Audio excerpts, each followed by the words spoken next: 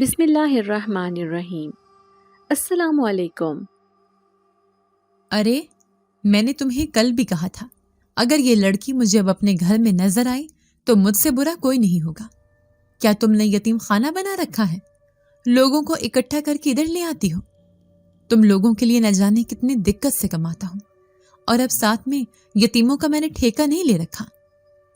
خالو کی بھیانک اور غصیلی آواز پورے گھر میں گونجی تو میرا دل حلق میں آ گیا۔ میں جو اپنی خالہ کے ساتھ سہمی ہوئی بیٹھی تھی، میری آنکھوں میں آنسوں کا ایک سمندر امڈ آیا۔ کمرے میں چلتے پرانے پنکھے کی گھرگھراہٹ خالو کی آواز کے سامنے دب کر رہ گئی۔ دوپہر کا وقت تھا اور باہر سورج جیسے آگ برسا رہا تھا، لیکن اس چھوٹے سے گھر کے اندر کا ماحول باہر کی گرمی سے کہیں زیادہ جھلسا دینے والا تھا۔ خالہ نے ڈرتے ڈرتے اپنے شوہر کی طرف دیکھا، جن کی آنکھیں نشے اور غصے سے سرخ انگارہ ہو رہی تھیں۔ وہ کچھ کہنا چاہتی تھیں، لیکن الفاظ ان کے حلق میں ہی کہیں اٹک گئے تھے۔ خالو نے ہاتھ میں پکڑا سگریٹ کا لمبا کش لگایا اور دھواں میرے چہرے کی طرف پھینکتے ہوئے دوبارہ دھاڑا۔ کیا سن نہیں رہی تم دونوں؟ میں کس سے بات کر رہا ہوں؟ یہ منحوس جب سے اس گھر میں آئے ہیں، میرے کام میں برکت ہی ختم ہو گئی ہے۔ ہر وقت اس کا رونا دھونا لگا رہتا ہے، جیسے ساری دنیا کا غم اسی کے سینے میں ہے۔ میری ماں کو مرے ابھی چند ہفتے ہی ہوئے تھے۔ میرا دکھ ابھی تازہ تھا۔ میں اپنی ماں کی اکلوتی اولاد تھی، اور باپ کا سایہ تو میری پیدائش سے پہلے ہی سر سے اٹھ چکا تھا۔ اس دنیا میں میری خالہ کے سوا میرا کوئی نہیں تھا۔ یہی سوچ کر تو خالہ مجھے اپنے ساتھ اس شہر لے آئی تھی، لیکن انہیں کیا معلوم تھا کہ ان کا شوہر، جو پہلے ہی نشے کی لت میں اپنے انسانیت کو کھو چکا تھا، ایک بے سہارا لڑکی کو ایک لمحے کے لیے بھی برداشت نہ کر پائے گا۔ خالہ نے ہمت جمع کی اور کانپتی ہوئی آواز میں بولی، سنیے تو صحیح، یہ میری مری ہوئی بہن کی امانت ہے۔ بیچاری یتیم ہے، اس دنیا میں اس کا میرے سوا اور کوئی نہیں۔ ہم اسے کہاں بھیجیں گے؟ خدا کا خوف کریں، اس طرح ایک بے سہارا پر ظلم نہ کریں۔ خالہ کی بات سن کر خالو کا غصہ جیسے ساتویں آسمان پر پہنچ گیا۔ اس نے ایک زوردار کہکا لگایا، ایک ایسا کہکا جو کسی بھی انسان کے دل میں خوف پیدا کر دے۔ خدا کا خوف؟ تم مجھے خدا کا خوف دلا رہی ہو؟ وہ خدا کہاں تھا جب میں سارا دن گدھوں کی طرح کام کرتا ہوں اور شام کو مجھے 2 وقت کی روٹی بھی سکون سے نہیں ملتی؟ وہ خدا کہاں ہے جب میرے بچے اچھی تعلیم اور اچھے کپڑوں کو ترستے ہیں، اور تم ایک اور بوجھ میرے سر پر لاد کر بیٹھ گئی ہو؟ نہیں، اب یہ مزید نہیں چلے گا۔ میں نے فیصلہ کر لیا ہے، یہ لڑکی اب اس گھر میں ایک پل بھی نہیں رہے گی۔ میں نے اپنی خالہ کا ہاتھ مضبوطی سے تھام لیا۔ میرے آنسو میرے گالوں پر بہہ رہے تھے۔ مجھے اپنی ماں کی باتیں یاد آ رہی تھیں، جنہوں نے مرتے وقت کہا تھا، بیٹا فکر نہ کرنا، تمہاری خالہ بہت اچھی ہیں، وہ تمہیں مجھ سے بھی زیادہ پیار دیں گی، تم ان کے پاس محفوظ رہو گی۔ لیکن آج حقیقت میرے سامنے تھی۔ میری خالہ اچھی تھی، لیکن وہ مجبور تھیں، بے بس تھیں۔ وہ اپنے ظالم شوہر کے سامنے کچھ نہیں کر سکتی تھیں۔ مجھے لگ رہا تھا جیسے زمین میرے پیروں تلے سے نکل رہی ہے اور آسمان میرے سر پر گر رہا ہے۔ اس چھوٹے سے شہر میں میں کسی کو نہیں جانتی تھی، میرے پاس 1 روپیہ تک نہیں تھا۔ میں کہاں جاتی، کس سے مدد مانگتی؟ چلو بیوی، نکلو یہاں سے، جہاں مرضی جاؤ ہماری بلا سے، لیکن اب میں تمہیں اپنے گھر میں برداشت نہیں کروں گی۔ یہ کہتے ہوئے خالو اپنی جگہ سے اٹھے اور بھوکے شیر کی طرح میری طرف جھپٹے۔ انہوں نے میرا بازو اتنی بے دردی سے پکڑا کہ میرے منہ سے ایک چیخ نکل گئی۔ میری نازک کلائی پر خالو کی سنگ دل انگلیوں کے نشان ابھر آئے۔ خالہ یہ منظر دیکھ کر تڑپ اٹھی۔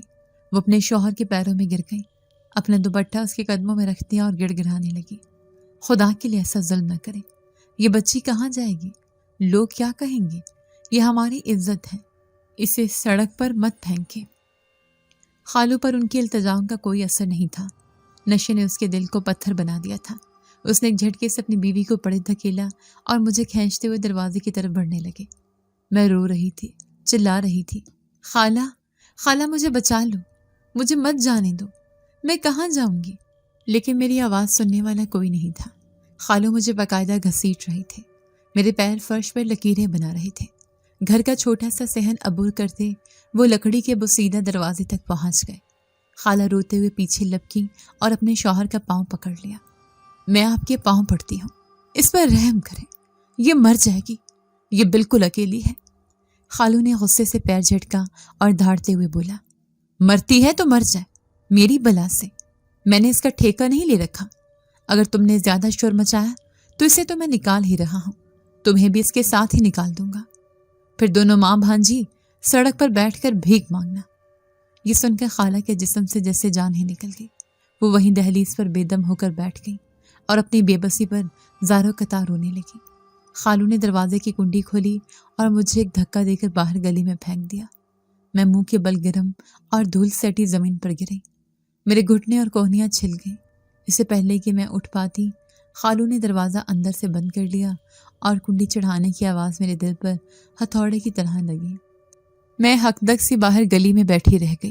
مجھے یقین ہی نہیں آ رہا تھا کہ میرے ساتھ یہ سب ہو گیا ہے۔ ابھی چند لمحے پہلے میں گھر کی چار دیواری میں تھی اور اب میں بیچ سڑک پر بے یارو مددگار پڑی تھی۔ میں نے اٹھنے کی کوشش کی، میرے کپڑے دھول سے اٹ گئے تھے اور میرے دل پر جیسے غم کا پہاڑ ٹوٹ پڑا تھا۔ میں نے روتے ہوئے دروازے پر دستک دی۔ خالو، دروازہ کھولے، خدا کے لیے میری بات سنیں، میں آپ کے آگے ہاتھ جوڑتی ہوں، مجھے باہر مت نکالیں۔ اندر سے خالہ کی رونے کی آوازیں تو آ رہی تھیں، لیکن خالو کی طرف سے کوئی جواب نہیں آیا۔ کچھ دیر بعد دروازے کے پیچھے سے خالو کی غصیلی آواز ابھری، جو پہلے سے بھی زیادہ بھیانک تھی۔ میں نے کہا نا دفع ہو جاؤ یہاں سے، ورنہ میرے غصے کا نتیجہ اچھا نہیں ہوگا۔ میں نے ہمت نہیں ہاری، میں دروازہ پیٹتی رہی۔ خالہ، خالہ، ایک بار باہر آ جائیں، مجھے بس تھوڑے سے پیسے دے دیں تاکہ میں اپنے گاؤں واپس جا سکوں۔ میں یہاں کسی کو نہیں جانتی۔ میری آواز میں اتنی بے بسی اور درد تھا کہ پتھر دل بھی موم ہو جاتا، لیکن میرا خالو تو پتھر سے بھی زیادہ سخت تھا۔ میری آنکھوں میں آنسوں کا سیلاب تھا اور دل میں خوف کا طوفان۔ مجھے سمجھ نہیں آ رہا تھا کہ میں کیا کروں۔ اس انجان شہر کی گلیاں مجھے کھانے کو دوڑ رہی تھیں اور آسمان پر چمکتا سورج مجھے اپنی حالت پر طنز کرتا ہوا محسوس ہو رہا تھا۔ میرا پورا وجود کانپ رہا تھا، نہ صرف خوف سے بلکہ بھوک اور کمزوری سے بھی۔ میں نے کل رات سے کچھ نہیں کھایا تھا اور اب میرے اندر ہمت جواب دے رہی تھی۔ میں نے ایک آخری امید کے ساتھ دروازے پر پھر سے دستک دی۔ شاید میری خالہ کی ممتا جاگ جائے، شاید میرے خالو کا پتھر دل موم ہو جائے۔ لیکن اس بار دروازہ ایک جھٹکے سے کھلا اور سامنے غصے سے بھرا میرا خالو کھڑا تھا۔ اس کی آنکھیں غیظ و غضب سے مزید سرخ ہو رہی تھیں اور اس کے چہرے پر ایک شفاف مسکراہٹ تھی۔ وہ چیخ کر بولا، کیا تم چاہتی ہو کہ تمہاری خالہ کو بھی طلاق دے کر تمہارے ساتھ ہی بھیج دوں؟ ہاں بولو، کیا یہی ارادہ ہے تمہارا؟ جب سے تم منحوس نے اس گھر میں قدم رکھا ہے، میری زندگی عذاب بن گئی ہے۔ اب تم میری بیوی کی زندگی بھی برباد کرنا چاہتی ہو؟ خالو کے الفاظ کسی تیزاب کی طرح میرے کانوں میں پڑے اور میرے پورے وجود میں اتر گئے۔ طلاق کا لفظ سن کر میرا دل جیسے کسی نے مٹھی میں لے کر بھیج دیا ہو۔ میری نظر اپنے خالو کے پیچھے کھڑی خالہ پر پڑی، جو دیوار کا سہارا لیے بے آواز آنسو بہا رہی تھی۔ ان کی آنکھوں میں ایک ایسی بے بسی تھی جسے دیکھ کر میرا کلیجہ پھٹ گیا۔ مجھے لگا کہ اگر میں ایک لمحہ بھی مزید وہاں رکی تو میری وجہ سے میری شفیق خالہ کا گھر ہمیشہ کے لیے ٹوٹ جائے گا۔ میں نے کانپتے ہوئے نفی میں گردن ہلائی۔ میری آواز حلق میں دم توڑ گئی۔ میرے آنسو اس کی بات کا جواب دے رہے تھے۔ خالو نے ایک حقارت بھری نظر مجھ پر ڈالی اور زہر اگلتے ہوئے کہا، اگر ایسا نہیں چاہتی تو جاؤ یہاں سے، چلی جاؤ، اور اب دوبارہ ادھر اپنی شکل نہ دکھانا۔ جب سے آئی ہو ہمارے گھر میں عجیب نحوست پھیلائی ہوئی ہے، ہر وقت روتی رہتی ہو۔ جاؤ جا کر کہیں اور رونا، میرا گھر رونے کے لیے نہیں ہے۔ یہ کہہ کر اس نے ایک بار پھر پوری قوت سے دروازہ بند کر لیا۔ اس بار دروازہ بند ہونے کی آواز میرے لیے میری زندگی کے ہر سہارے کے خاتمے کا اعلان تھی۔ میں روتے ہوئے جلدی سے وہاں سے آ گئی۔ میں ایک قدم بھی اس گلی میں مزید نہیں رکنا چاہتی تھی۔ مجھے ڈر تھا کہ میری وجہ سے خالو سچ میں خالہ کو طلاق نہ دے دیں۔ مجھے اپنی خالہ کا بے بس اور آنسوں سے ڈوبا چہرہ بار بار یاد آ رہا تھا اور میرا دل کٹ رہا تھا۔ میں اپنی ماں کی آخری نشانی، اپنی خالہ کی زندگی کو اپنی وجہ سے برباد نہیں کرنا چاہتی تھی۔ میں تیز تیز قدم اٹھاتی ہوئی اس گلی سے دور ہو گئی، جیسے میں اس جگہ سے نہیں بلکہ اپنی قسمت سے دور بھاگ رہی ہوں۔ لیکن اب مجھے نہیں معلوم تھا کہ میں کہاں جاؤں گی۔ اس انجان شہر کی سڑکیں، اونچی اونچی عمارتیں اور اجنبی چہرے مجھے نگلنے کو آ رہے تھے۔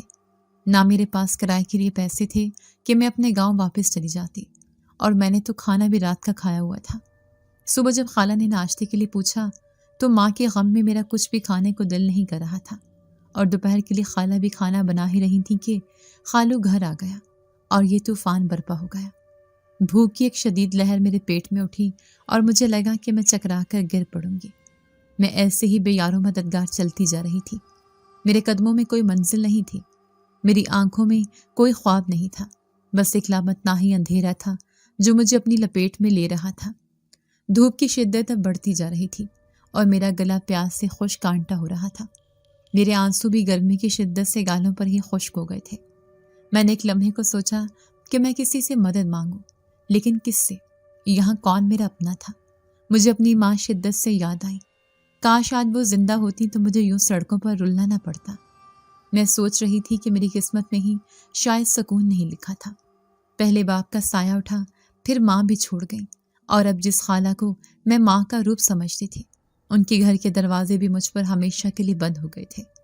میں ایک ایسے چوراہے پر پہنچ گئی تھی جہاں سے چاروں طرف سڑکیں جا رہی تھیں، لیکن مجھے اپنی منزل کا کوئی پتہ نہیں تھا۔ میں بس چلتی جا رہی تھی، بنا کسی مقصد کے، بنا کسی امید کے۔ میرے پیروں میں اب چھالے پڑنے لگے تھے اور جسم میں سکت باقی نہیں رہی تھی۔ مجھے لگ رہا تھا جیسے میرا وجود میرا ساتھ چھوڑ رہا ہے۔ میں نے ایک دکان کے باہر رکھے پانی کے کولر کو دیکھا تو میری جان میں جان آئی۔ میں نے ڈرتے ڈرتے کولر سے پانی پیا اور اپنے چہرے پر چھینٹے مارے۔ ٹھنڈے پانی نے وقتی طور پر مجھے کچھ سکون بخشا، لیکن میرے اندر کی آگ، بھوک اور بے بسی کی آگ اب بھی بھڑک رہی تھی۔ میں نہیں جانتی تھی کہ رات کہاں گزاروں گی، کل کا سورج میرے لیے کیا پیغام لائے گا، یا شاید میری زندگی میں اب کوئی صبح ہونی ہی نہیں تھی۔ میں اس دنیا میں تنہا تھی، بالکل تنہا، اور یہ احساس مجھے اندر ہی اندر کھائے جا رہا تھا۔ میں چلتے چلتے ایک ایسی سڑک پر نکل آئی تھی جو قدرے سنسان تھی۔ یہاں لوگوں کا رش بھی کم تھا۔ میری ہمت اب پوری طرح جواب دے چکی تھی۔ میں سنسان سڑک سے نکل کر اب ایک نسبتاً مصروف بازار میں پہنچی تھی۔ یہاں لوگ تھے، زندگی کی گہما گہمی تھی، لیکن اس ہجوم میں پہلے سے بھی زیادہ تنہا محسوس کر رہی تھی۔ میرے میلے کپڑے، دھول سے اٹا چہرہ، الجھے ہوئے بال اور سوجی ہوئی آنکھیں مجھے بھیڑ میں بھی نمایاں کر رہے تھے، لیکن ایک قابل رحم شناخت کے ساتھ۔ لوگ مجھے بہت عجیب عجیب نظروں سے دیکھ رہے تھے۔ مجھے یوں محسوس ہو رہا تھا جیسے میں شیشے کی بنی ہوں اور ہر کوئی میرے اندر کے ٹوٹے ہوئے وجود کو دیکھ سکتا ہے۔ کچھ عورتیں مجھے دیکھ کر اپنے بچوں کو اپنے قریب کر لی تھی، جیسے میں کوئی خطرہ ہوں۔ کچھ دکاندار مجھے اپنی دکان کے سامنے سے گزرتے ہوئے بھی مشکوک نظروں سے دیکھتے۔ نوجوان لڑکوں کے گروہ مجھے دیکھ کر منخز انداز میں مسکراتے اور آپس میں کچھ سرگوشیاں کرتے، جن کا مفہوم سوچ کر ہی میری روح کانپ جاتی۔ مجھے لوگوں کی نظروں سے وحشت ہو رہی تھی، ہر نظر مجھے ایک نیا زخم دے رہی تھی، لیکن میں جانتی تھی کہ میں اس پوری دنیا میں اکیلی ہوں، اور شاید اکیلی بے سہارا لڑکیاں ایسی ہی نظروں کی مستحق ہوتی ہیں۔ تپتی دھوپ میں بھوک سے نڈھال میں مزید ایک قدم بھی چلنے کے قابل نہیں رہی تھی۔ میرا سر بری طرح چکرا رہا تھا اور آنکھوں کے آگے اندھیرا چھا رہا تھا۔ بازار کا شور مجھے ایک ناقابل برداشت گونج کی صورت میں سنائی دے رہا تھا۔ اس سے پہلے کہ میں بے ہوش ہو کر گر پڑتی، میں نے خود کو سنبھالا اور ایک بند دکان کے باہر بنے ہوئے فٹ پاتھ پر ہمت ہار کر بیٹھ گئی۔ میں نے اپنے گھٹنوں پر سر جھکا لیا تاکہ لوگوں کی چبھتی ہوئی نظروں سے بچ سکوں جو تیروں کی طرح میرے دل میں لگ رہی تھی۔ مجھے اپنی ماں یاد آئی۔ ماں کہتی تھی، بیٹی، عزت انسان کا سب سے بڑا سرمایہ ہوتی ہے، اسے کبھی کھونا نہیں۔ آج مجھے لگ رہا تھا جیسے میرا سب سے قیمتی سرمایہ بیچ بازار نیلام ہو رہا تھا۔ میرا دل چاہا کہ میں چیخوں، چلاؤں، لوگوں سے پوچھوں کہ میرا قصور کیا ہے، کیا یتیم ہونا کوئی گناہ ہے، کیا بے سہارا ہونا کوئی جرم ہے، لیکن مجھ میں اتنی ہمت بھی باقی نہ رہی تھی۔ میں اسی حالت میں نہ جانے کتنی دیر بیٹھی رہی، جب میں نے محسوس کیا کہ مجھ پر کسی کا سایہ پڑا ہے۔ میں نے خوفزدہ ہو کر آہستگی سے سر اٹھایا۔ ایک آدمی میرے سامنے کھڑا تھا۔ اس سے پہلے کہ میں کچھ سمجھ پاتی یا وہاں سے اٹھنے کی کوشش کرتی، اس آدمی نے جیب سے کچھ نکالا اور میری جھولی میں پھینک دیا۔ میری گود میں گری چیز کی دھاتی کھنک میرے پورے وجود میں اتر گئی۔ میں ساکت رہ گئی۔ میری آنکھوں کے سامنے میری جھولی میں پڑا 10 روپے کا سکہ تھا۔ وہ آدمی شاید کوئی راہگیر میری حالت پر ترس کھا کر مجھے بھیک دے گیا تھا۔ میں فقیر نہیں تھی۔ میں نے کبھی خواب میں بھی نہیں سوچا تھا کہ کوئی میری طرف پیسے اچھالے گا، لیکن جس طریقے سے اور جس حالت میں وہاں پر بیٹھی ہوئی تھی، لوگ مجھے فقیر ہی سمجھ رہے تھے۔ میری آنکھوں میں آنسوں کا ایک طوفان امڈ آیا۔ یہ آنسو بے بسی اور دکھ کے نہیں، شدید ذلت اور شرمندگی کے تھے۔ میرا دل چاہا کہ میں چیخ چیخ کر اس آدمی کو بتاؤں کہ میں بھکارن نہیں ہوں، میں ایک عزت دار گھر کی لڑکی ہوں، بس میری قسمت نے مجھے یہاں لا کھڑا کیا ہے۔ لیکن وہ آدمی جا چکا تھا اور میں وہیں بیٹھی اپنی تذلیل پر ماتم کر رہی تھی۔ میں نے اپنی کامتی ہوئی ہتھیلی پر رکھے 10 روپے کے سکے کو دیکھا۔ یہ سکہ میری بھوک کو تو شاید کچھ دیر کے لیے مٹا سکتا تھا، لیکن میری روح پر جو گھاؤ لگا تھا اسے کون بھرتا؟ میری غیرت اور خودداری جیسے اسی سکے کے بوجھ تلے دب کر مر گئی تھی۔ اسے ذلت کے احساس نے اچانک مجھے ایک عجیب سی توانائی بخشی۔ میں یہ برداشت نہیں کر سکتی تھی کہ لوگ مجھے بھکارن سمجھیں اور مجھ پر ترس کھائیں۔ میں نے وہ 10 روپے کا سکہ اپنی مٹھی میں مضبوطی سے دبایا، اتنی زور سے کہ سکے کے کنارے میری ہتھیلی میں چبھنے لگے۔ میں نے اپنے آنسو پونچھے، ایک جھٹکے سے اٹھی اور وہاں سے تیز تیز چلنے لگی۔ میں اس جگہ سے، ان نظروں سے اور اس ذلت امیز ہمدردی سے دور بھاگ جانا چاہتی تھی۔ اب میرے قدم بے مقصد نہیں تھے، ان میں ایک غصہ تھا، ایک ضد تھی، اپنی قسمت سے لڑنے کی آخری کمزور سی کوشش تھی۔ میں ہجوم کو چیرتی ہوئی آگے بڑھتی جا رہی تھی۔ میرا چہرہ اسپاٹ تھا، لیکن میری آنکھیں ایک انجانے طوفان کا پتہ دے رہی تھیں۔ میرا دماغ ماضی اور حال کے بیچ ایک پینڈولم کی طرح جھول رہا تھا۔ ایک طرف سڑک کا شور، لوگوں کی نظریں اور پیٹ میں بھڑکتی بھوک کی آگ تھی، تو دوسری طرف یادوں کا ایک طوفان تھا جو مجھے اپنی لپیٹ میں لے رہا تھا۔ مجھے اپنی ماں کا کمزور اور بیمار چہرہ یاد آیا، مرنے سے چند روز پہلے جب میں ان کے سرہانے بیٹھی ان کے بال سہلا رہی تھی تو انہوں نے بڑی مشکل سے آنکھیں کھولی تھیں اور میرا ہاتھ تھام کر کہا تھا، میری بچی، میرے بعد ہمت نہ ہارنا، دنیا بہت ظالم ہے، لیکن تم نے ہمیشہ سر اٹھا کر جینا ہے، کبھی کسی کے سامنے جھکنا نہیں۔ تمہاری خالہ ہے نا، وہ تمہیں مجھ سے بھی بڑھ کر چاہے گی۔ مجھے اپنی ماں کے الفاظ یاد آئے تو میری آنکھوں میں آنسو بھر آئے۔ ماں، دیکھو تمہاری بیٹی آج کہاں کھڑی ہے، میرا سر جھکا ہوا ہے اور لوگ میری جھولی میں بھیگ ڈال کر جا رہے ہیں۔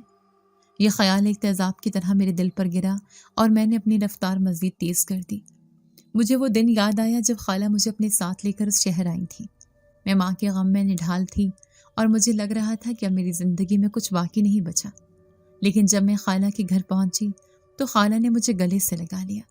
ان کے آنسو میرے بالوں میں جذب ہو رہے تھے اور وہ بار بار کہہ رہی تھیں، فکر نہ کر میری بچی، یہ تیرا اپنا گھر ہے، میں ہوں نا، میں تجھے کبھی تیری ماں کی کمی محسوس نہیں ہونے دوں گی۔ اس دن مجھے لگا تھا کہ شاید خدا نے مجھ سے ماں چھین کر خالہ کی صورت میں ایک اور ماں دے دی ہے، لیکن پھر میری نظر دروازے میں کھڑے اپنے خالو پر پڑی تھی۔ ان کی آنکھوں میں خوش آمدید کہنے کی بجائے ایک عجیب سی بیزاری اور سرد مہری تھی۔ انہوں نے خالہ سے کہا تھا، اسے لے تو آئی ہو، لیکن یاد رکھنا میرا گھر کوئی یتیم خانہ نہیں ہے، پہلے ہی ہمارے خرچے پورے نہیں ہوتے۔ یہ الفاظ اس دن بھی میرے دل میں تیر کی طرح لگے تھے اور آج وہ تیر ایک ناسور بن کر میری روح کو زخمی کر رہا تھا۔ میں نے سوچا کہ خالو شروع دن سے ہی مجھ سے نفرت کرتے تھے۔ وہ تو میری خالہ تھی جو محبت کی ڈھال بن کر میرے اور خالو کے غصے کے بیچ کھڑی رہی۔ یادوں کے جھروکے سے ایک اور منظر ابھرا جو شاید چند راتیں پہلے کا ہی تھا۔ رات کا وقت تھا، میں اپنے کمرے میں لیٹی تھی جب خالو نشے میں دھت گھر آئے۔ وہ ہمیشہ کی طرح اونچی آواز میں خالہ سے جھگڑ رہے تھے، تم نے اس منحوس کو میرے گھر پر لا بٹھایا ہے، جب سے یہ آئی ہے میرے کاروبار میں نقصان ہو رہا ہے، یہ ہمارے گھر کے لیے بدشگونی لے کر آئی ہے۔ خالہ دھیمے لہجے میں انہیں سمجھانے کی کوشش کر رہی تھی، آہستہ بولیں، بچی سن لے گی، اس کا دل دکھے گا، وہ پہلے ہی بہت دکھی ہے۔ خالہ کی یہ بات سن کر خالو کا غصہ آسمان پر پہنچ گیا۔ اچھا، اب تمہیں اس کی فکر ہے اور میری کوئی پرواہ نہیں؟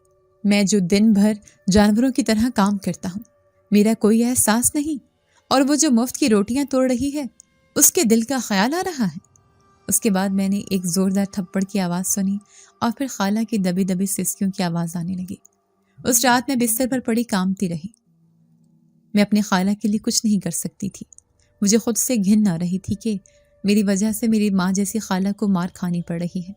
وہ رات میں نے رو رو کر گزاری تھی اور فیصلہ کر لیا تھا کہ میں جلد از جلد کوئی کام ڈھونڈ کر اس گھر سے چلی جاؤں گی تاکہ میری خالہ کی زندگی میں سکون آ سکے، لیکن مجھے اتنا موقع ہی نہیں ملا۔ خالو نے مجھے کام ڈھونڈنے سے پہلے ہی گھر سے نکال دیا۔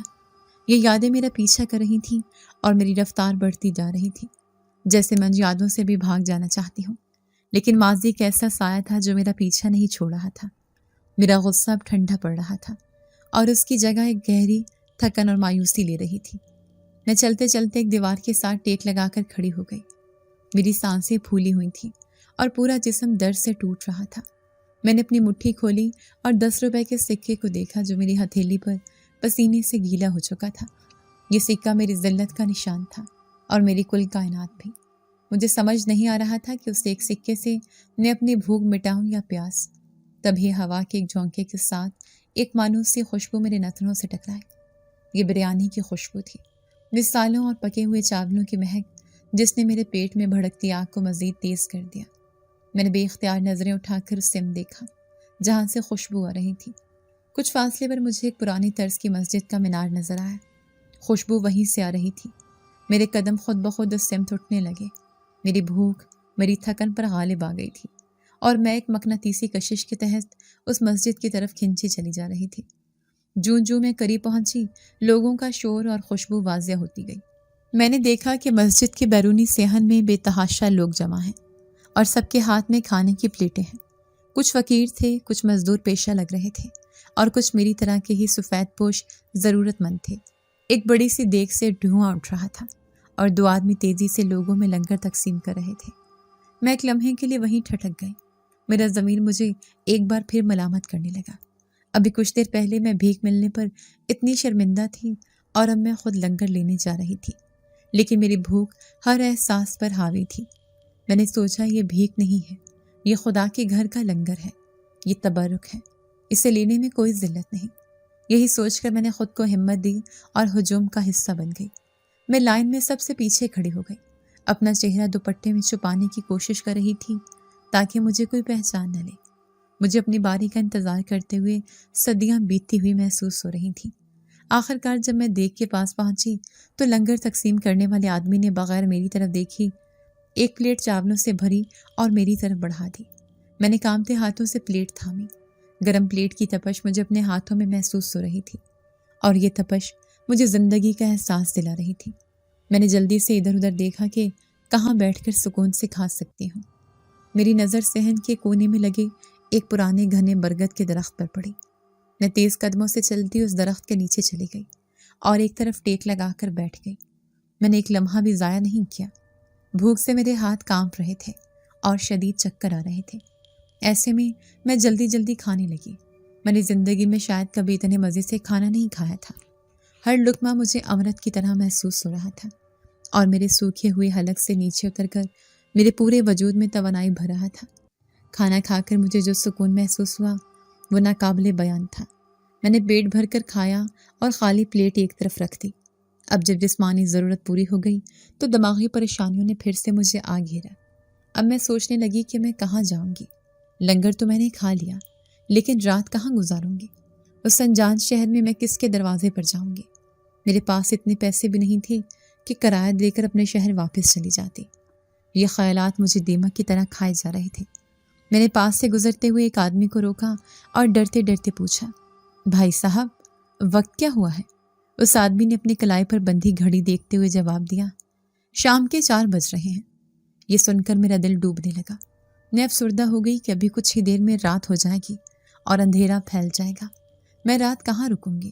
دن کی روشنی میں لوگوں کا سامنا کرنا اتنا مشکل تھا تو رات کے اندھیرے میں اکیلی لڑکی کیا کروں گی؟ خوف کی ایک سرد لہر میری ریڑھ کی ہڈی میں دوڑ گئی۔ شام کے 4 بج چکے تھے اور کچھ ہی گھنٹوں میں رات کا اندھیرا ہر چیز کو اپنی لپیٹ میں لے لے گا۔ میں نے سوچا کہ میں کیا کروں گی، کہاں جاؤں گی؟ پریشانی اور دن بھر کی تھکن مجھ پر بری طرح غالب آ رہی تھی۔ میرا پیٹ بھرا ہوا تھا اور برگد کے درخت کا سایہ بہت پرسکون محسوس ہو رہا تھا۔ میں نے سوچا کہ تھوڑی دیر آنکھیں بند کر کے سستا لیتی ہوں، شاید اس سے میرے منتشر خیالات کو کچھ سکون مل جائے۔ میں نے درخت کے تنے سے ٹیک لگائے آنکھیں بند کر لی۔ نہ جانے کب میں سوچوں کہ دنیا سے نکل کر نیند کی گہری وادی میں چلی گئی۔ مجھے جب جاگ آئی تو ہر طرف اندھیرا ہی اندھیرا تھا۔ ایک لمحے کے لیے تو مجھے سمجھ ہی نہ آیا کہ میں کہاں ہوں۔ پھر مجھے سب کچھ یاد آ گیا، خالو کا گھر سے نکالنا، سڑکوں پر بھٹکنا اور پھر مسجد میں پناہ لینا۔ میں ایک دم سے خوفزدہ ہو گئی کہ اب کیا کروں۔ شام کا اندھیرا نہیں تھا، یہ گہری سیاہ رات تھی، شاید آدھی رات کا پہر۔ دور دور تک کوئی انسان نظر نہیں آ رہا تھا۔ مسجد کا صحن جو شام میں لوگوں سے بھرا ہوا تھا اب مکمل طور پر سنسان اور ویران پڑا تھا۔ ہوا کی سرسراہٹ اور دور کہیں سے آنے والے کتوں کے بھونکنے کی آواز اس ویرانے میں مزید خوف پیدا کر رہی تھی۔ مجھے اپنی بے بسی پر رونا آ گیا۔ میں اتنی دیر تک کیسے سوتی رہ گئی؟ اب تو اتنی رات گزر چکی تھی۔ میں اس کھلے آسمان تلے بالکل اکیلی اور غیر محفوظ تھی۔ میرا دل زور زور سے دھڑکنے لگا. مجھے لگا جیسے کوئی مجھے دیکھ رہا ہے. میں نے خوف سے اپنی آنکھیں بند کر لی. میں دل ہی دل میں دعائیں مانگنے لگی. تبھی مجھے مسجد کے مرکزی دروازے کے کھلنے اور بند ہونے کی ہلکی سی آواز آئی. میں نے ڈرتے ڈرتے آنکھیں کھولیں تو دیکھا کہ مسجد کے اندر سے ایک سایہ نمودار ہوا ہے. میں مکمل طور پر ڈر گئی. رات کے اس پہر مسجد میں کون ہو سکتا تھا؟ میں نے اپنی سانسیں روک لی اور ساکت ہو کر اس سائے کو دیکھنے لگی. وہ ایک آدمی تھا جو بہت سکون اور وقار سے چلتا ہوا میری طرف آ رہا تھا. جوں جوں وہ میرے قریب آتا گیا میرا خوف بڑھتا گیا. میں بھاگ جانا چاہتی تھی لیکن میرے جسم نے جیسے میرا ساتھ چھوڑ دیا تھا. وہ آدمی چلتا ہوا میرے بالکل قریب آ کر رک گیا. اس کی شکل اندھیرے میں واضح نہیں تھی لیکن اس کا قد لمبا اور جسم مضبوط تھا. اس نے ایک بہت گہری اور پرسکون آواز میں پوچھا، تم کون ہو لڑکی؟ اور رات کے اس پہر یہاں اکیلی کیا کر رہی ہو؟ اس کی آواز میں کوئی غصہ یا سختی نہیں تھی لیکن پھر بھی میں بری طرح سہم گئی. میں نے کانپتی ہوئی آواز میں جواب دیا، میں مسافر ہوں. میری بس چھوٹ گئی تھی اور میرے پاس جانے کو کوئی ٹھکانہ نہیں تھا. میں ایک انجانا آدمی پر اعتبار نہیں کرنا چاہتی تھی اور اسے اپنی پوری حقیقت بتانے سے ڈر رہی تھی لیکن میرے سوا اور کوئی چارہ نہ تھا. اس آدمی نے ایک لمحے کے لیے خاموشی اختیار کی جیسے وہ میری بات کا یقین کرنے کی کوشش کر رہا ہو. پھر وہ بولا، یہ مسجد رات کو بند ہو جاتی ہے. یہاں اس طرح اکیلے بیٹھنا محفوظ نہیں ہے. باہر آوارہ لوگ اور جنگلی جانوروں کا خطرہ ہوتا ہے. میں نے روتے ہوئے کہا، تو میں کہاں جاؤں؟ اس شہر میں میرا کوئی نہیں ہے. میری آواز میں اتنی بے بسی تھی کہ پتھر دل بھی موم ہو جاتا. اس آدمی نے شاید مجھ پر خدا ترسی کھائی. وہ کچھ دیر سوچتا رہا اور پھر بولا، ٹھیک ہے، ڈرو مت، تم میرے ساتھ اندر آ جاؤ. کم از کم صبح تک تم یہاں محفوظ رہو گی. صبح ہوتے ہی تم اپنی منزل کی طرف چلی جانا. میرے لیے یہ ایک عجیب صورتحال تھی. میں اس اجنبی پر کیسے بھروسہ کر لوں؟ کیا پتا اس کی نیت میں کوئی کھوٹ ہو. لیکن پھر میں نے سوچا کہ باہر اس کھلے آسمان تلے رات گزارنے سے تو بہتر ہے کہ میں اس شخص کی بات مان لوں. میرے پاس کھونے کو اب تھا ہی کیا. میں نے ہمت کی اور بولی، ٹھیک ہے، میں آپ کے ساتھ چلتی ہوں. وہ آدمی آگے چلنے لگا اور میں ڈرتے ڈرتے اس کے پیچھے چل پڑی. اس نے مجھے مسجد کے اندر لے جانے کے لیے ایک چھوٹا بغلی دروازہ کھولا اور مجھے اندر آنے کا اشارہ کیا. میں نے ایک آخری بار ویران صحن کی طرف دیکھا اور پھر ایک گہری سانس لے کر مسجد کے اندر قدم رکھ دیا. جو منظر میری آنکھوں نے دیکھا وہ میرے وہم و گمان میں بھی نہیں تھا. وہ کسی عام مسجد کا ہال نہیں تھا. وہ جگہ کسی اور ہی دنیا کا ٹکڑا لگ رہی تھی. وہ مسجد اندر سے انتہائی خوبصورت تھی. میں نے اس قدر حسن اور ایسی جگمگاہٹ پہلے کبھی خوابوں میں بھی نہیں دیکھی تھی.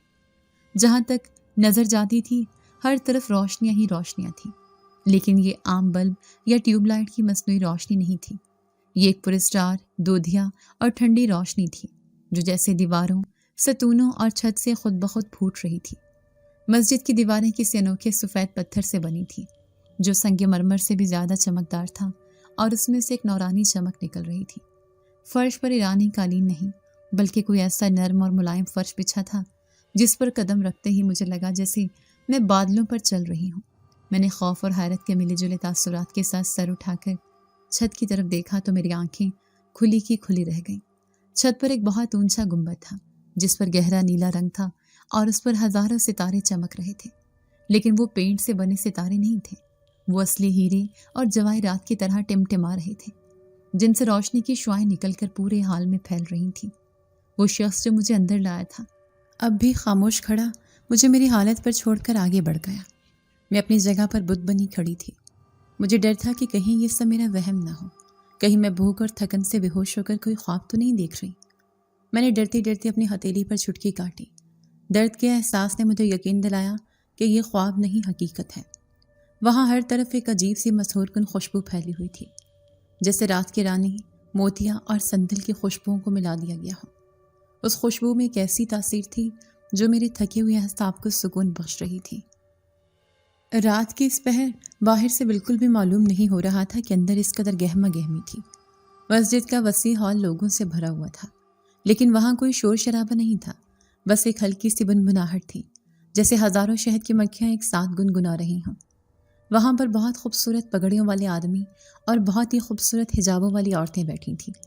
ان کی خوبصورتی دیکھ کر میرا دل دھک سے رہ گیا. میں نے اس قدر پری پیکر چہرے پہلے کبھی نہیں دیکھے تھے.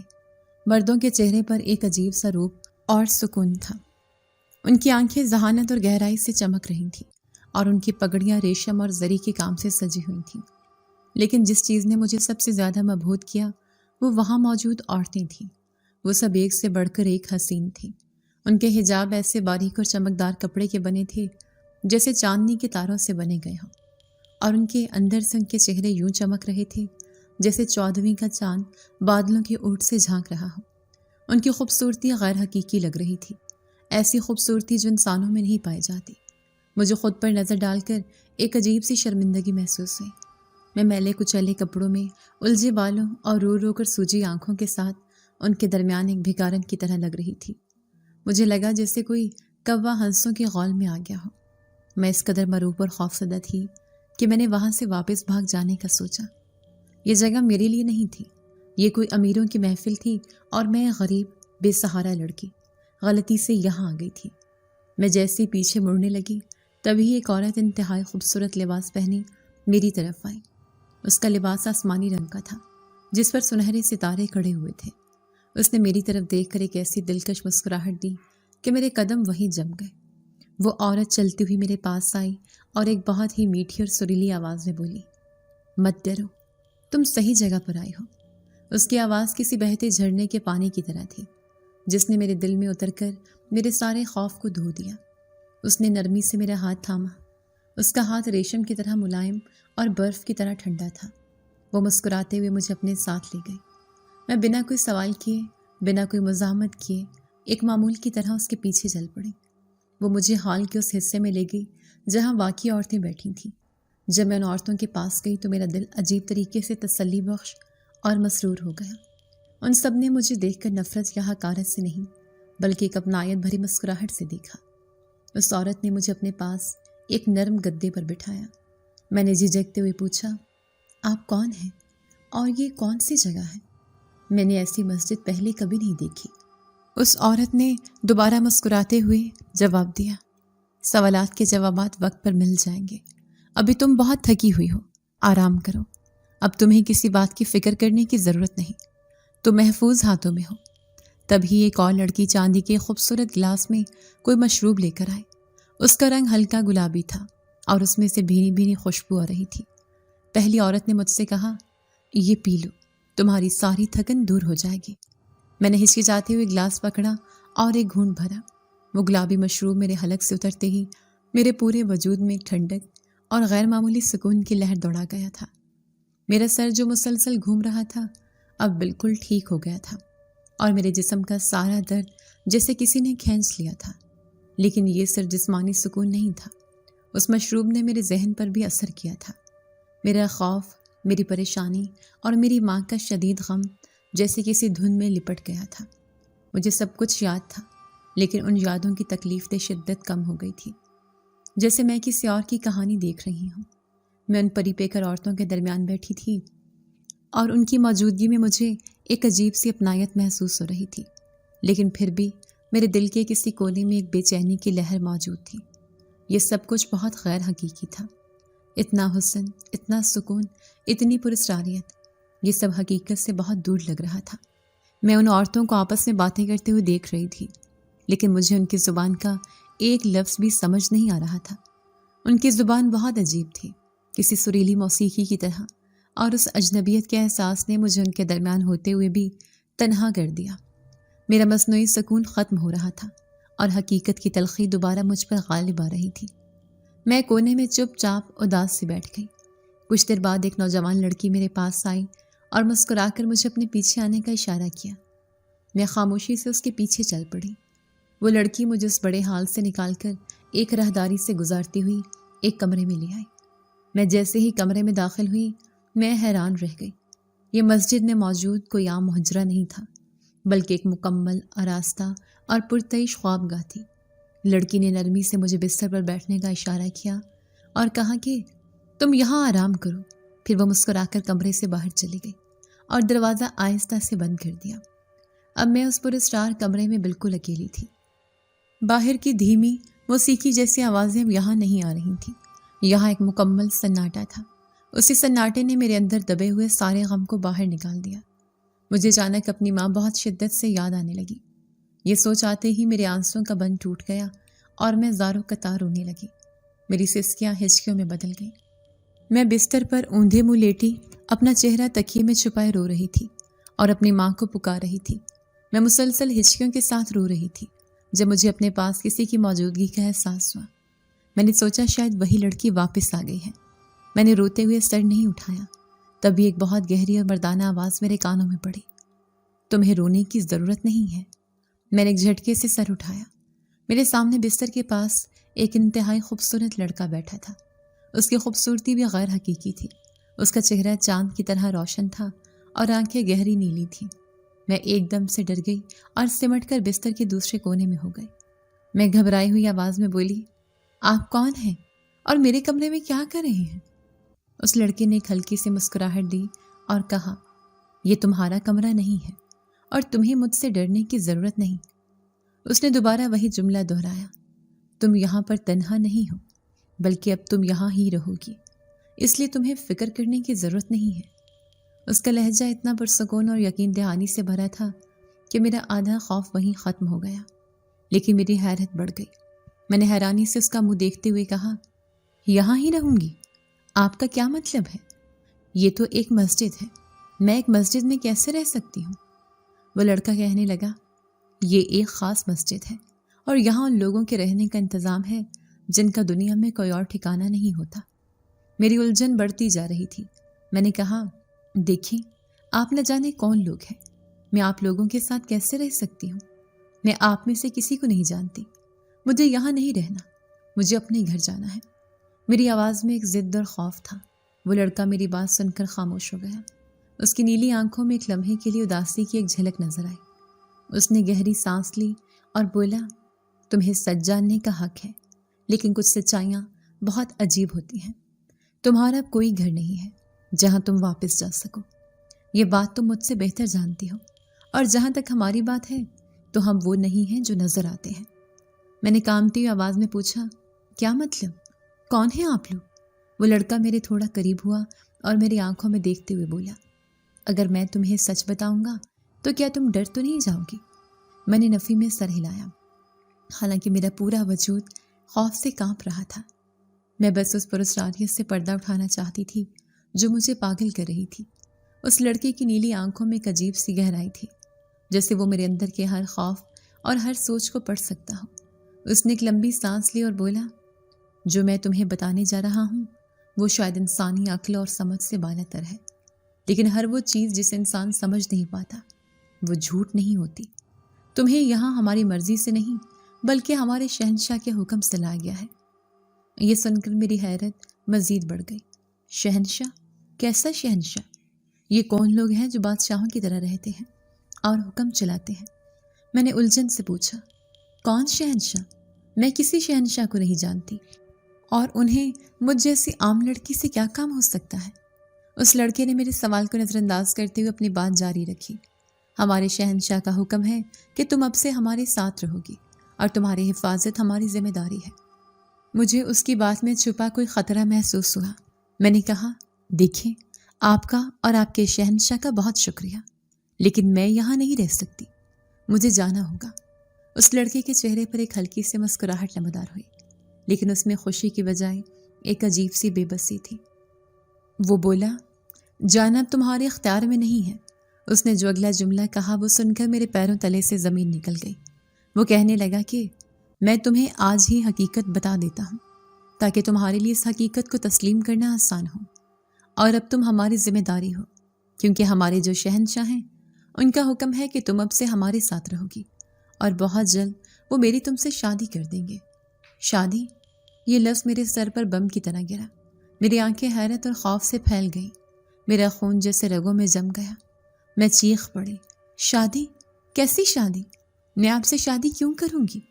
میں تو آپ کو جانتی تک نہیں، آپ کا نام تک نہیں جانتی، یہ کیا زبردستی ہے؟ میں کوئی بھیڑ بکری نہیں ہوں کہ جس کا جب دل چاہا جہاں چاہا اس کا سودا کر لیا جائے۔ مجھے جانا ہے، ابھی اور اسی وقت۔ میرا غصہ اور خوف قابو سے باہر ہو رہا تھا۔ میں بستر سے اٹھی اور دروازے کی طرف بھاگی، لیکن وہ لڑکا اپنی جگہ سے ہلا تک نہیں۔ اس نے بس ایک نظر دروازے کی طرف دیکھا اور دروازہ جو پہلے کھلا تھا ایک جھٹکے سے خود بخود بند ہو گیا، اور اس پر ایک کنڈی لگنے کی آواز آئی۔ میں نے دروازہ کھولنے کی بہت کوشش کی لیکن وہ ٹس سے مس نہ ہوا۔ میں روتے ہوئے واپس پلٹی اور اس لڑکے سے کہا، یہ کیا بدتمیزی ہے؟ آپ مجھے قید نہیں کر سکتے۔ اس لڑکے نے بہت سکون سے کہا، بیٹھ جاؤ سائمہ، غصہ مت کرو۔ اس کا نام سن کر مجھے ایک اور جھٹکا لگا۔ میں نے کانپتی ہوئی آواز میں پوچھا، تمہیں میرا نام کیسے معلوم ہے؟ میں نے تو تمہیں اپنا نام نہیں بتایا۔ لڑکا بولا، میں تمہارے بارے میں سب کچھ جانتا ہوں، تمہارا نام، تمہاری ماں کا نام، تمہارے باپ کا نام اور تمہاری خالو کا نام بھی، جس نے تمہیں گھر سے نکالا۔ اب بیٹھ جاؤ اور میری پوری بات سنو، اس کے بعد شاید تم یہاں سے جانے کی ضد نہ کرو۔ میں ہار کر وہیں زمین پر بیٹھ گئی۔ میری سمجھ میں کچھ نہیں آ رہا تھا۔ وہ لڑکا بھی میرے قریب آ کر زمین پر بیٹھ گیا اور میری آنکھوں میں دیکھتے ہوئے بولا، تم نے پوچھا تھا نا کہ ہم کون ہیں؟ تو سنو، میں ایک جن زادہ ہوں۔ یہ لفظ سننا تھا کہ میرے حواس جواب دے گئے۔ میرے کانوں میں سیٹیاں بجنے لگی۔ مجھے لگا جس سے میرا دل ابھی پھٹ جائے گا۔ میں بے یقینی سے ہنسنے لگی۔ جن زادہ؟ یہ کیا مذاق ہے؟ جنوں کی کہانیاں صرف کتابوں میں ہوتی ہیں، حقیقت میں کچھ نہیں ہوتا۔ تم لوگ جو کوئی گروہ ہو جو لڑکیوں کو اغوا کرتے ہو اور پھر ان پر اپنا روب جمانے کے لیے ایسی جھوٹی کہانیاں سناتے ہو، میں تمہاری باتوں میں نہیں آنے والی۔ وہ لڑکا خاموشی سے میری باتیں سنتا رہا۔ جب میں چپ ہوئی تو اس نے کہا، کیا یہ مسجد، اس کی یہ روشنی، یہ سکون، یہ سب بھی تمہیں کس انسانی گروہ کا کام لگتا ہے؟ کیا وہ مشروب جس نے تمہاری ساری تھکن ایک پل میں دور کر دی، وہ بھی تمہیں مذاق لگتا ہے؟ اس کی باتوں نے مجھے سوچنے پر مجبور کر دیا۔ میری ہنسی غائب ہو گئی اور اس کی جگہ ایک انجانے گہرے خوف نے لے لی۔ میں نے اس لڑکے کی غیر حقیقی خوبصورتی اور اس کی پرسٹار نیلی آنکھوں کی طرف دیکھا اور مجھے لگا کہ وہ سچ کہہ رہا ہے۔ میری آنکھوں سے آنسو بہنے لگے۔ اس لڑکے نے اپنی بات جاری رکھی، ہمارے شہنشاہ جو تمام جنات کے بادشاہ ہیں، انہوں نے تمہیں سڑک کنارے روتے اور بے یار و مددگار بیٹھے دیکھا تھا۔ تمہاری حالت دیکھ کر انہیں ترس آیا۔ وہ تمہیں ان درندہ صفت انسانوں کے بیچ اکیلا نہیں چھوڑنا چاہتے تھے جو تمہیں بری نظر سے دیکھ رہے تھے، اس لیے وہ اپنے جادو سے تمہیں یہاں تک لے آئے۔ یہ مسجد جو تم دیکھ رہی ہو، یہ انسانوں کے لیے ایک ویران کھنڈر ہے، لیکن ہماری دنیا میں یہ ایک عبادت گاہ اور محل ہے۔ شہنشاہ جنات نے تمہاری ذمہ داری ہم جنات کے سپرد لگائی ہے۔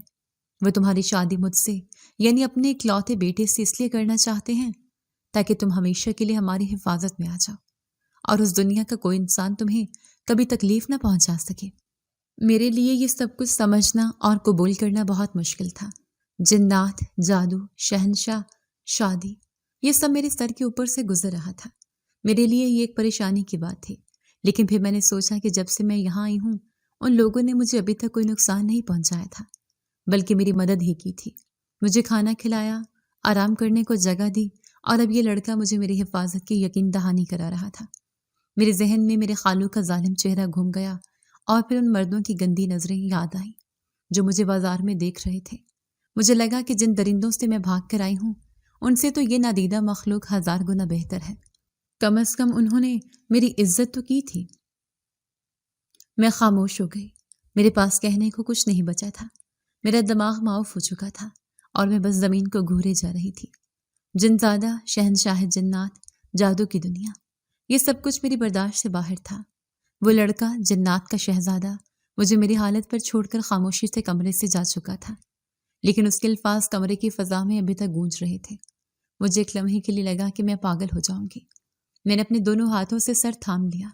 میرے ذہن میں ایک طوفان برپا تھا۔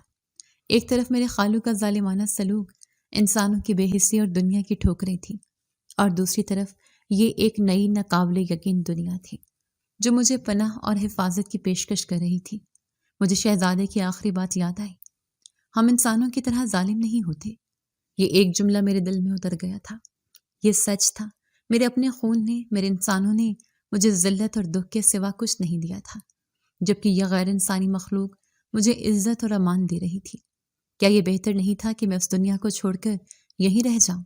لیکن ایک انسان کا جنات کے ساتھ رہنا یہ کیسے ممکن تھا؟ کچھ دیر بعد وہی مہربان صورت جنزادی دوبارہ کمرے میں داخل ہوئی۔ اس کے ہاتھ میں کھانے کی خوبصورت تشتری تھی۔ اس نے کھانا میز پر رکھا اور میرے پاس آ کر بیٹھ گئی۔ اس نے بہت نرمی سے میرے سر پر ہاتھ پھیرا اور ایک ایسی زبان میں جو مجھے سمجھ آنے لگی تھی، بولی پریشان مت ہو، جو کچھ بھی ہو رہا ہے تمہاری بھلائی کے لیے ہو رہا ہے۔ ہمارے شہنشاہ بہت رحم دل ہے، وہ کسی کو تکلیف میں نہیں دیکھ سکتے۔ تم ہماری مہمان ہو، ہماری بہن ہو، یہاں تمہیں کوئی دکھ نہیں پہنچے گا۔ اس جن زادے کی باتوں میں اتنی ممتا اور خلوص تھا کہ میرا خوف آہستہ آہستہ پگھلنے لگا۔ میں نے روتے ہوئے پوچھا لیکن میری شادی وہ بھی ایک جن زادے سے، یہ کیسے ہو سکتا ہے؟ جن زادے نے مسکراتے ہوئے جواب دیا کیوں نہیں ہو سکتا؟ محبت اور حفاظت کسی دنیا کے محتاج نہیں ہوتے۔ شہزادہ زرار جنزادہ ہمارے شہنشاہ کے اکلوتے بیٹے ہیں اور بہت نیک دل ہیں، وہ تمہیں ہمیشہ خوش رکھیں گے۔ یہ زبردستی کا رشتہ نہیں بلکہ ایک حفاظت کا حصار ہے جو ہمارے شہنشاہ تمہارے گرد قائم کرنا چاہتے ہیں۔ آنے والے چند دن میرے لیے بہت عجیب تھے۔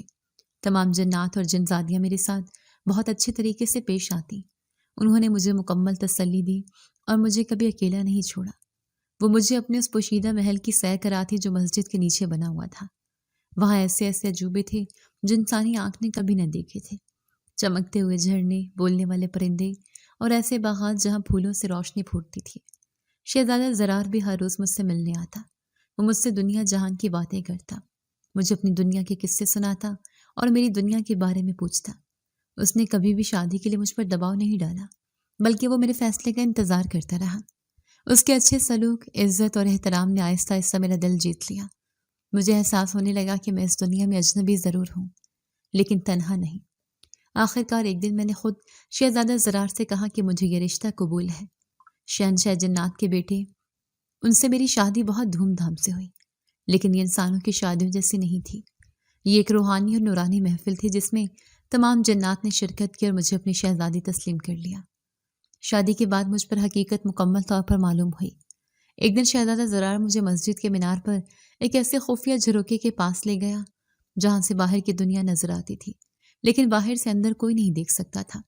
میں نے باہر دیکھا تو میں یہ دیکھ کر حیران رہ گئی کہ وہ عالیشان مسجد باہر سے ایک ٹوٹا پھوٹا ویران کھنڈر نظر آ رہی تھی۔ اس کے دروازوں پر جالے لگے تھے اور دیواریں کائی سے بھری تھیں۔ میں نے دیکھا کہ دوپہر کے وقت صرف 2 عام سے آدمی ایک دیگ لے کر آتے ہیں اور کچھ دیر بیٹھ کر غریبوں میں لنگر تقسیم کرتے ہیں اور پھر چلے جاتے ہیں۔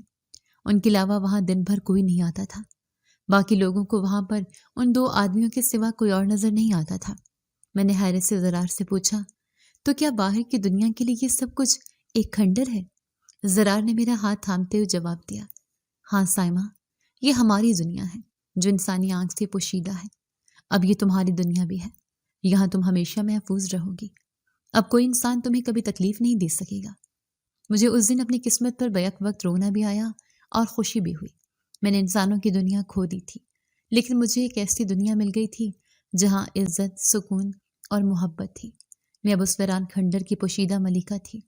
اب اصل حقیقت صرف مجھے ہی معلوم تھی کہ اس کھنڈر کے اندر ایک پوری دنیا آباد ہے۔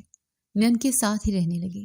میں اب وہ پرانی ڈری سہمی اور بے بس سائمہ نہیں تھی، میں شہزادی سائمہ تھی، ایک نئے جہان کی باسی جس نے اپنی پرانی دنیا کے دکھوں کو ہمیشہ کے لیے پیچھے چھوڑ دیا تھا۔